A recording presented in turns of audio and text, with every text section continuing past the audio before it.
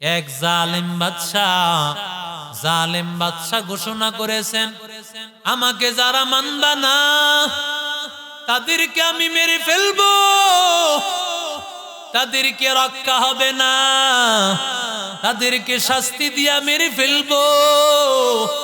তিনজন আপন ভাই, ওই তিনজন ভাই বলেন, না না, যত কিছু হোক আমরা আল্লাহর উপর আমরা ঈমান এনেছি, আল্লাহর উপর সেজদা করেছি, কোনদিনও এই মাথা আল্লাহ ছাড়া কারো সামনে নত করব না। আমাদের মালিক কে? আরো আসতে বলেন, আমাদের মালিক আল্লাহ। আল্লাহর বান্দারা ডাক দিয়া কয়, ও বাদশা,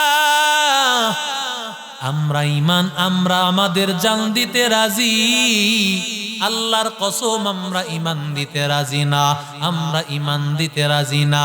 বাদশা এবার একটা ডেকচির মধ্যে গরম তেল বসাইয়া বাদশা এবার একজন ভাইকে ডাক দিয়া বলেন, দেখো তুমি ঈমান ছাড়বা নাকি তোমারে গরম তেলে সারিয়া দেওয়া হবে? ভাইয়েরা বলে, না, আমরা কিছুতেই ঈমান ছাড়বো না। একজন ভাইকে বাদশা নিয়া গরম তেলের মধ্যে সারিয়া দিল। গরম তেলের মধ্যে সারিয়া দেওয়ার পর সাথে সাথে ফ্রাই হইয়া হাড্ডিগুলো তেলের মধ্যে ভাসিয়া উঠল। দ্বিতীয় ভাইকে ডাক দিয়া কই, দেখো দেখো তোমার ভাইয়ের কি হালাত, যদি ঈমান না ছাড়ো তোমারও এমন হালত হয়ে যাবে।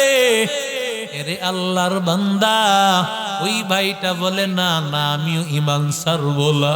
তারেও গরম তেলের মধ্যে সারিয়া দেওয়া হলো। গরম তেলের মধ্যে সারিয়া দেওয়ার পর উঠাউঠি করবেন না, কবির মনোযোগ দিয়া কথাগুলো শুনবেন। মাত্র কয়েক মিনিটের মধ্যে আমি দোয়া করে দিব, ডাইনে বামে তাকাইবেন না। এরে আল্লাহর বান্দা যুবক, আল্লাহর বান্দাকে গরম তেলের মধ্যে সারিয়া দেয়। গরম তেলের মধ্যে সারিয়া দেওয়ার পর সেও গরম তেলের মধ্যে সারিয়া দেওয়ার পরে প্রায় হইয়া তার হাড্ডিগুলো ভাসিয়া গেল। এবার তৃতীয় ভাইটাকে ডাক দিয়া বলে, তাড়াতাড়ি সময় আছে, ঈমান সারিয়া দেয়, না হয় তোর দুই ভাইয়ের মতো তোর এমন হালত হবে। ওই ভাইটাও ডাক দিয়া বলে, কেন তুমি আমাকে এমন ভয় দেখাও? আমি তাকাইয়া দেখলাম আমার ভাইগুলো গরম তেলের মধ্যে না, বরং আমি তাকাইয়া দেখলাম আমার ভাইয়েরা দুইজন আল্লাহর তৈরি জান্নাতে গেল। আমিও জান্নাতে যেতে চাই। একজন মন্ত্রী ডাক দিয়া কয়, বাদশা, মুসলমানকে জ্বালাইয়েন না, মুসলমানকে পুরাইয়েন না, কারণ মুসলমানকে রক্ত জড়াইলে জমিনে পড়লে আল্লাহ ইসলামের জন্য কবুল করে নেন, ওদের ঈমান আরো বাড়িয়া যায়। না না, ওদেরকে এইভাবে করা যাবে না, বরং মুসলমানকে গুনাহ করান, গুনাহ করলে ঈমানের পাওয়ার নষ্ট হয়ে যাবে, ওদের দোয়া কবুল হবে না, গুনাহ করাও। কিভাবে করাইবো? মন্ত্রী ডাক দিয়া কয়, বাদশা, দায়িত্বটা আমার হাতে ছেড়ে দেন। আমার একজন সুন্দরী মেয়ে আছে, ওই সুন্দরী মেয়ের সাথে আমি এই যুবকটাকে আলাদা একটা ঘরের মধ্যে আমি 40 দিন পর্যন্ত রাখিয়া দিব। 40 দিন পর্যন্ত একজন যুবক যুবতী মেয়ের সাথে থাকতে থাকলে একটা সময় অপকর্মে লিপ্ত হয়ে যাবে, আর তার ঈমানের পাওয়ার নষ্ট হয়ে যাবে, অটোমেটিক সব কিছু ধ্বংস হয়ে যাবে, ঈমানও ছাড়িয়া দিবে, আর কিছু লাগবে না। মেয়েটা রাজি হয়ে গেল। মেয়েটাকে যুবকের সাথে একটা আলাদা ঘর, ওই ঘরের মধ্যে ঢুকাইয়া দিল। ঢুকাইয়া দেওয়ার পর এবার আল্লাহর বান্দি মেয়েটা, যুবতী মেয়েটা, যুবক আল্লাহর বান্দার সামনে যতটা আকৃষ্ট একটা যুবকরে করা যায় ততভাবে সে আকৃষ্ট করা শুরু করলো, যতভাবে ঢং করা যায় সবভাবে আকৃষ্ট করতে লাগলো, কিন্তু কোনোভাবেই এই যুবকটাকে আকৃষ্ট করা যায় না। এরে আল্লাহর বান্দা যুবক 40 দিন যখন হয়ে যাবে, বাবার মনে মনে শান্তি, বাবার মনে মনে বড় আনন্দ। আমার মেয়েটা বুঝি ছেলেটাকে দিয়ে অনেক গুনার কাজ করাইছে, আজকে আমি উপহার পাবো, অনেক উপঢৌকন পাবো, আর কষ্ট থাকবে না, বরং আমরা আনন্দের সাথে আমরা থাকতে পারবো। এবার দরজার সামনে দাঁড়ায়া মেয়েটারে ডাক দিয়া কই, মা কি গুনাহ করাইছো? মেয়েটা এবার নরম সুর নিয়া মেয়েটা দরজা থেকে বের হইছে, মাথাটা নিচের দিকে দিয়া বলে, বাবা কার কাছে পাঠাইছো? এ তো কোন দুনিয়ার কোন মানুষ না, এ তো হলো একজন ফেরেশতা। কার কাছে আমারে পাঠাইছো বাবা? বাবা গো, এই আল্লাহর বান্দা যুবকটাকে আমি কতভাবেই না আমি তারে আকৃষ্ট করতে চাইছি, কোনোভাবেই সে আমার দিকে একটা নজর করেও তাকায় না। আল্লাহর বান্দা যুবক কোনোদিনও নজর করে তাকাই না। আমি রাতের বেলায় আমি বিবস্ত্র হয়ে ঘুমাইয়া থাকতাম, মনে মনে ভাবতাম হয়তো আমার এই সুরত দেখিয়া হয়তো যুবকটা আমার প্রতি ঘুমের চোখে আমার প্রতি আকৃষ্ট হইয়া হয়তো আমার সাথে চূড়ান্ত পর্যায়ের কাজে লিপ্ত হবে। কিন্তু বাবা গো, আমি যখন এই হালতে শুয়ে আছি, আমি তাকাইয়া দেখি ওই যুবক আল্লাহর গোলাম আমার দিকে তাকাই না, বরং ওই যুবকটা সারা রাত চায় নামাজে দাঁড়াইয়াছি। হে খোদা দয়াময় রব্বুল আলামিন, জীবনে মরণে ভয় কি হবে সেদিন, জীবনে মরণে ভয় কি হবে সেদিন। হে খোদা, হে খোদা দয়াময় রব্বুল আলামিন,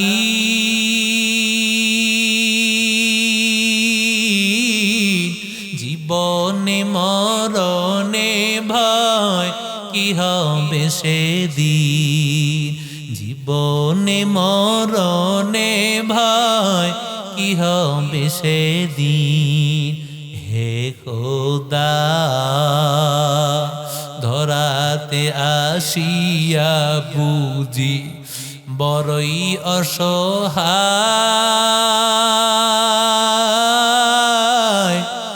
ইহকালের মায়া জালে অন্ধ যে সবাই, ধরাতে আসিয়া বুঝি বড়ই অসহায়,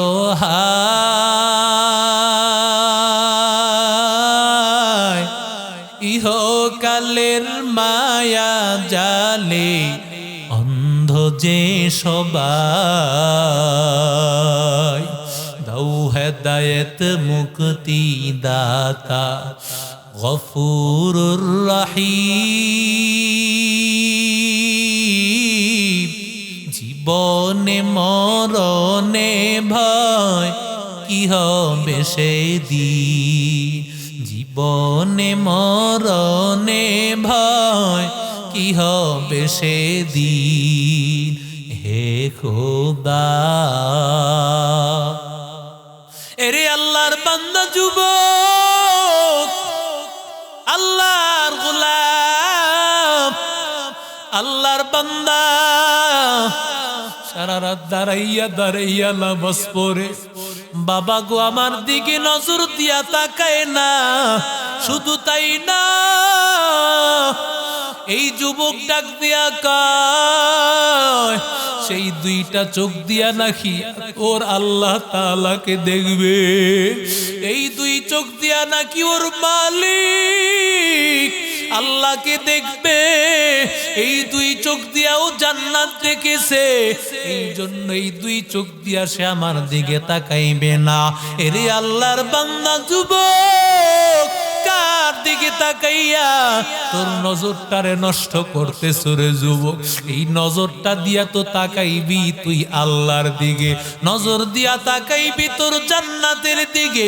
না চাই জিনিস মোবাইলের গজবের দিকে তাকাইয়া এরে আল্লাহর বান্দা যুবক জীবনটাকে যৌবনটাকে নষ্ট করিয়া দিলি বান্দা। কয়দিন আর দুনিয়ার বাহাদুরি। মেয়েটা ডাক দিয়া কয় বাবা আমি তারে ইসলাম ধর্ম তারে সারাবো তো দূরের কথা, উল্টা আমার মধ্যেই ঈমান ঢুকিয়া গেছে। বাবা ডাক দিয়া কয় মেয়ে তুই আমারে কি বললি? আমার দিলের মধ্যেও তো ঈমান আস্তে আস্তে ঢুকতেছে, তাড়াতাড়ি চল। আল্লাহর বান্দাটাকে আমরা সারাইয়া জিন্দান খানা থেকে আমরা তাড়াতাড়ি রওনা করতে হবে জালেম বাদশার জিন্দান খানা থেকে। আল্লাহর বান্দাটাকে নিয়ে রওনা করলো। যুবকটা সামনের দিকে আগায়, পিছনে পিছনে ওই মন্ত্রী এবং মন্ত্রীর মেয়েটাও যাইতেছে। এমন সময় মন্ত্রী এবং মন্ত্রীর মেয়ে ডাক দিয়া কয় তুমি মুসলমান, তুমি আল্লাহর পাগল, তুমি আল্লাহর আশিক, একা একা কই যাও? আমাদের কেউ তোমার সাথে কালেমা পড়ায়া নাও। দুইজন আল্লাহর গোলাম, এরাও কালেমা পড়ে মুসলমান। এবার কালেমা পড়িয়া মুসলমান হইয়া এবার তিনজনে রওনা করেছে, যাইতেছে। কিছু দূর যাওয়ার উপর আল্লাহর বান্দা যুবকটা ডাক দিয়ে তাকাইয়া দেখে দুইজন আল্লাহর বান্দা ঘোড়ার মধ্যে আরোহণ করে আছে। দুইজন আল্লাহর বান্দা যুবক, সুদর্শন যুবক, এত সুন্দর চেহারা। পিছন দিকে তাকাইয়া বুঝলো এটা তো তার ভাইয়ের মতো দেখা যায়। যেই দুইজন ভাই আল্লাহর তৈরি জান্নাতে চলে গেল, ওরা এখানে কিভাবে আসলো? দূর থেকে ডাক দিল রে ভাই তোরা না জান্নাতে চলে গেলি, তোরা না আল্লাহর কাছে চলে গেলি? ওরে ভাই কোথা থেকে তোরা এখানে আসলি? আল্লাহর বান্দা দুইজন ডাক দিয়া কয় আল্লামা জালালউদ্দিন সুয়ুতি রহমাতুল্লাহি আলাইহি বলেন দুইজন ভাই ডাক দিয়া বলেন আমরা দুইজন তো জান্নাতে গিয়েছি, কিন্তু তোমার একটা সুসংবাদ দেওয়ার জন্য আসছি। আমরা যদিও শহীদ হইয়া শহীদের মর্যাদা পায়া আমরা জান্নাতে গেছি, কিন্তু তুমি আল্লাহর কাছে কেমন মর্যাদা পাইছো? আল্লাহ তাআলা তোমার মর্যাদা আমাদের চাইতে আরো বেশি বাড়ায়া দিছে, কারণ আমাদের তো গুনার পরীক্ষা হয় নাই, সরাসরি জীবন দিয়া দিছি, গুনার পরীক্ষা হয় নাই। কিন্তু তোমার সামনে উলঙ্গ মেয়ে হাজির, এগুলো পাওয়ার পরেও তুমি আল্লাহ তাআলার নাফরমানি করো নাই, তুমি আল্লাহ তাআলার গুনার দিকে পা বাড়াও নাই। এরে যুবক, গুনাহ পাইয়া তুমি তোমার মেয়ে বান্ধবী পাইয়া একটা মেয়ের সাথে তুমি জিনার গুনায় লিপ্ত হয়ে গেলা। যদি মেয়েটা তোমার বোন হতো, তোমার বোনের সাথে কেউ যদি এই কাজ করত, তোমার মার সাথে কেউ এই কাজ করত, তোমার কি সহ্য হতো নাকি? এরে আল্লাহর বান্দা যুবক, একটু চিন্তা কর, তোমার দিকে আমার আল্লাহ তাকাইয়া আছেন। না না, আল্লাহ তাআলার ভয় ইউসুফ নবীর মতো যদি তেমন ভয় করতে পারো, আল্লাহ তোমারেও দুনিয়ার বাদশা বানাইয়া দিবেন, আখিরাতও আল্লাহ বাদশা বানায় দিবেন। ওই আল্লাহর বান্দা দুইজন ভাই ডাক দিয়া কয় আমাদের যদিও আল্লাহ জান্নাত দিয়েছে, যদিও আল্লাহ তাআলা আমাদেরকে শহীদের মর্যাদা দিয়েছেন, কিন্তু গুনাহ পাইয়া গুনাহ সারিয়া দিয়েছো আল্লাহর ভয়ে। ইত্তাকিল মাহারিম তাকুন আবাদান নাস। নবী এই জন্যই তো বলেছেন তুমি গুনার কাজ ছেড়ে দাও, হারাম কাজ ছেড়ে দাও, তুমি সবচাইতে বড় আল্লাহওয়ালা হয়ে যাইবা। এরে আল্লাহর বান্দা যুবক, এরে আল্লাহর গোলাম, যদি বলো আল্লাহর বান্দা, পায়ে ধরলে তুমি গুনাহ ছাড়বা, তাহলে তোমার পায়ে ধরার জন্য রাজি বান্দা। এরপরও গুনাহ করিও না, আল্লাহর নাফরমানি করিও না। আজকের মাহফিল থেকে ওয়াদা করো, এরে আল্লাহর বান্দা, ও ব্যবসায়ী ভাই, আল্লাহর জন্য ওয়াদা করো।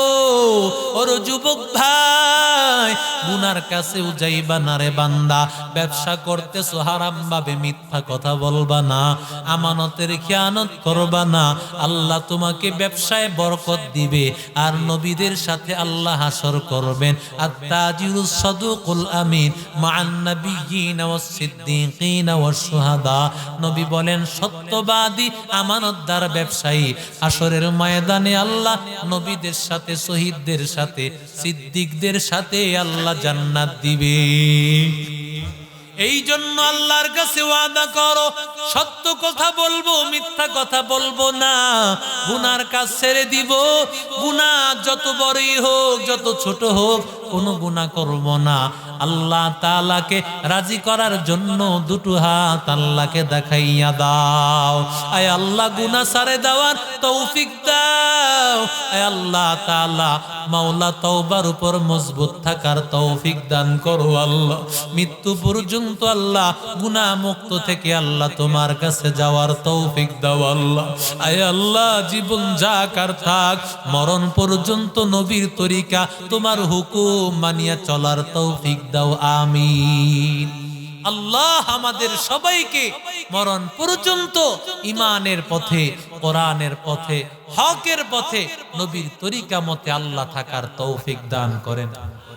ব্যবসায়ী ভাইরা, আজকে এত সুন্দর একটা সরাবাড়ি চৌরাস্তা ব্যবসায়ী এবং এলাকা